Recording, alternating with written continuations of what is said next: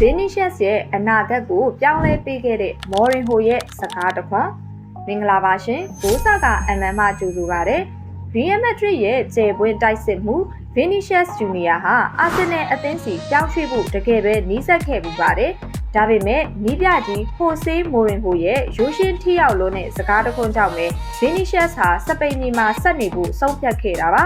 Mourinho ဒီကစားသမားကိုဘလို့ပြောပြီးတားဆီးခဲ့တာလဲဆိုတာဒီဗီဒီယိုမှာဆက်လက်ကြည့်ရှုလိုက်ကြရအောင်အသက်26နှစ်အရွယ်ဘရာဇီးတိုက်စစ်မှု Vinicius ဟာ Real Madrid အသင်းနဲ့စာချုပ်သက်တမ်းနောက်ဆုံး12လအတွင်းရောက်ရှိခဲ့ချိန်မှာအနာဂတ်အတွက်ဝေဝေဝါးဝါဖြစ်နေခဲ့ပါတယ်။ဒီအခြေအနေကိုစောင့်ကြည့်နေတဲ့ Premier League ထိပ်ပြီး Arsenal အသင်းနဲ့နီးပြမီခေးအာတီတာတို့ဟာVinicius ကိုအရခေါ်ယူဖို့အပြည့်အထက်ကြိုးပမ်းခဲ့ကြတာပါ။ဒါပေမဲ့ဒီအပြောင်းရွှေ့ဖြစ်မလာအောင်တားဆီးနိုင်ခဲ့သူကတော့နီးပြကြီး Jose Mourinho ပဲဖြစ်ပါတယ်။ Mourinho ဟာ Vinicius နဲ့လူချင်းဓာတ်ရိုက်တွေ့ဆုံပြီးပုံမှန်လင်းလင်းအကြံပေးဆွေးနွေးခဲ့တယ်လို့ထုတ်ဖော်ပြောကြားခဲ့ပါတယ်။ Mourinho က Vinicius ကိုဘာပြောခဲ့လဲဆိုရင် Vini မင်းဘယ်ကိုသွားချင်နေသေးတာလဲမင်းအနေနဲ့ဘရာဇီးကနေချက်ချင်း Real Madrid ဆိုတဲ့ကလပ်အသင်းတစ်ခုတည်းကိုပဲတည်ပြီးရောက်လာခဲ့တယ်။တခြားအသင်းတွေအကြောင်းမင်းမသိဘူး။တကယ်တော့ Real Madrid မှာရှိနေရတာဟာဘလောက်တန်ဖိုးရှိပြီးကြီးကျယ်တယ်လဲဆိုတာကိုမင်းဒီအသင်းက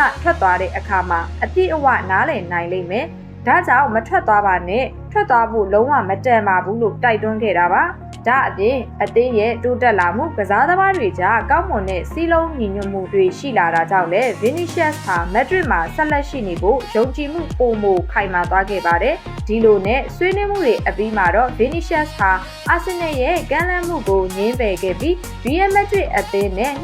2030အထိ6နှစ်သက်တမ်းရှိတဲ့စာချုပ်သစ်ချုပ်ဆိုခဲ့တာပဲဖြစ်ပါတယ်။ Arsenal မပြောင်းပဲ Real Madrid မှာပဲစာချုပ်သက်တမ်းတိုးခဲ့တဲ့ Vinicius ရဲ့ဆုံးဖြတ်ချက်အပေါ်မိတ်ဆွေတို့ရောဘယ်လိုမြင်လဲ Mourinho ရဲ့အကြံပြုချက်ကရောတကယ်မှန်ကန်ထိရောက်ခဲ့တယ်လို့ထင်လား comment မှာဆွေးနွေးပေးခဲ့ကြပါဦး